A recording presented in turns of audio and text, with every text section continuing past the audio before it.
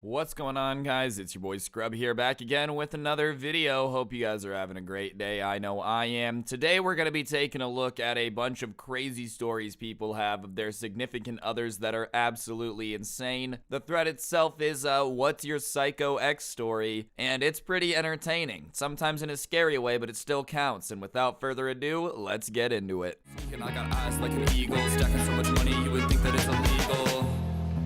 I'm getting quiet now, laying low when you reach zone, piping down, making out, stack the bread, cause you love the sound, just I think everybody's got at least one crazy ex, that's for sure. It's not necessarily that, you can go through life avoiding it, but these were some highlights. Not my ex, but I had a huge crush on one of my friends. She had recently broken up with her boyfriend, mutual since they were both graduating and going separate ways, so I thought I might have a chance with her. We started talking more, and eventually she told me a secret. She had left some stuff at her ex's house and asked to go get it. She told him it would be too hard seeing him again and asked him to leave the place unlocked. Then she brought her mom and two sisters along, stole everything of value and trashed the guy's house. Smashed all the windows, cut up the sofa, kicked holes in the walls. She told him it was like that when she got there and it must have been burglars since he left it unlocked. She wasn't mad about the breakup or anything, just thought it would be fun. Her and I are no longer friends and I really regret not tracking him down to tell him what she did. I just simply can't see you. It would be too hard for my emotions. Please just leave the door unlocked. Proceeds to trash the entire house. My goodness, guys, let's maybe not be doing stuff like that. It's all fun and games till he realizes and puts two and two together, bro. You just think your house happened to get robbed the same day? My ex-wife turned on me after she found out I was sterile. When I came home from the urologist, I went to hug her and she pushed me aside and said, maybe we should just get a divorce. From that point on, she would berate me about my condition. We would be watching a perp get arrested on the news and she'd be like, bet he's got sperm. Driving by a homeless guy? Bet he does too. We tried a few treatments for my condition and each time she said, if this doesn't work, we'll get divorced. There were other threats. Then one day, I just decided I was gonna go ahead and take care of it on my terms. Packed up my car and left, and as I drove away, it was like the sun started to shine again. Years later, I loved somebody who loved me despite my condition. Yo, bro, it's all fun and games till you're driving down the road and your girlfriend's like, hey, you see that man over there? He's got sperm. Yeah, that's right, baby. Like, damn, okay, good for him. I broke up with the girl. I use the term broke up loosely because I thought we were friends with benefits. Anyways, she decides to say that she's pregnant. I know, only a little crazy, but she maintained this for about 9 months. She would send me pictures of ultrasounds, and after the baby was born, she sent me pictures of breastfeeding, little outfits, and she maintained all of this until the baby was about a week old, and I asked for paperwork to have the kid added to my benefits and a DNA test. Once I tried to do what I thought was the right thing, she started freaking out, and it came out that it was her friend's baby. Hey, yo, do you mind if I take a quick little picture of your baby breastfeeding off me so I can send it to this dude who I'm trying to convince got me pregnant so he can't leave me? Awesome, thanks. Like, how do you as a friend just have that conversation and just act like that was normal? He stole my car keys and I believed I lost them. The first time I got back to my car from a movie with him on a date, he had left about 20 minutes twice during the movie, and he ran off as soon as the movie was over, and I got back and not only was it parked in a different spot, but it smelled like cigarettes and there were people's clothes in it. I was shocked and I drove home, too scared to tell my parents because I wasn't even supposed to be there in the first place, and it was so unbelievable I didn't know what to do. The second time it happened, I asked him if I could park in his driveway because he lived right by my school and I had lost my parking privileges, and he was the only person I knew close to campus. I got back from class and the car smelled like weed, all of the gas was gone, the seat was moved, and a little bit more. I called the cops and told him that the car was stolen, but he said that he got permission from me. It was his word against mine, so they dropped it, and he ended up going to jail for robbing an ATM not long after. He also stole the remote to my family's front gate, so he had access to my house at all times, and we had to get an expensive security panel installed after that. Once I told him I was leaving the house to get coffee with my friend, and I'd forgotten something, so we drove back, and I saw him walking towards my house with a duffel bag and someone I'd never seen before. The cops told me that they were familiar with him and that he was a sociopath, and I had to change my phone number and was terrified for months that I'd run into him again. Dude, who just like is on a date with somebody and steals their car to go smoke a cigarette for 20 minutes, bro? What huh? Ah, yes, you want to go out so I can rob you and also steal your car and not try to hide it at all. because that's just a good idea. How did he get out of jail for the ATM thing so quick, bruh? I had a girl in high school who wished that she was my girlfriend, so this is her story. I was good friends with her brother, so she was always around, and she tried making friends with my mom to get to me. Here are some of the things she did. Keep in mind that we never dated or had any close relationship beyond friendship of any kind. No mixed signals from me either. It was clear as a bell that I'm not interested like that. Called up my mom and asked to hang out with her. My mom gave me $20 and said to get lost. Best mom ever. And one time she lost her shoes at the house so she couldn't leave. She lost them in the chair of the dining room table on the other side of the house. She broke down in front of my house at 7:30 on a Saturday morning. I lived 20 miles from her house, and she thought we could hang out while someone came for her car, which I turned on by turning the key. She threatened to beat up my homecoming date one year if she didn't back out of going with me, and then forbid her from talking to my date. She ditched her homecoming date and tracked down my group at where we went for dessert. I didn't finish mine and she asked if she could. I said go for it and went back to my date. Apparently, she told her mom that we had some sort of Lady and the Tramp moment and that we were now dating. Her mom calls mine, all excited. My mom burst into the room and asked me what I did, and I told her that I gave her my leftover cheesecake. First time I ever had to break up with somebody that I didn't even know I was in a relationship with.